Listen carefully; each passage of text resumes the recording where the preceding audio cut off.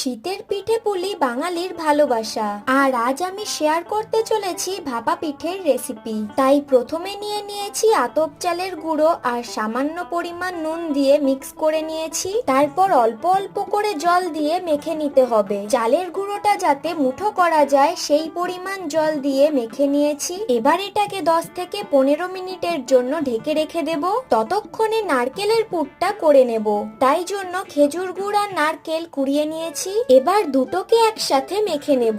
মাখা হয়ে গেলে এবার আতপ চালটাকে চালনি বা এরকম ছাঁকনির সাহায্যে চেলে নেব। তারপর যে কোনো বাটি বা এরকম ডাবু হাতার মধ্যে প্রথমে চালের গুঁড়ো, তারপর নারকেলের পুরটা দিয়ে আবারও উপর দিয়ে চালের গুঁড়ো দিয়ে হালকা হাতে চেপে 10 থেকে 15 মিনিটের জন্য ভাপে বসিয়ে দেব। ভাপ হয়ে গেলেই রেডি আমাদের ভাপা পিঠে। তো রেসিপিটা কেমন লাগলো অবশ্যই কমেন্টে জানিও।